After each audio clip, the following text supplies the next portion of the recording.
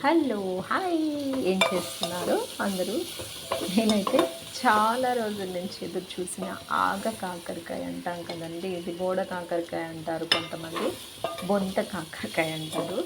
ఇలా రకరకాలుగా అంటారు. కానీ నాకైతే ఎంత ఇష్టం అంటే ఈ కర్రీ.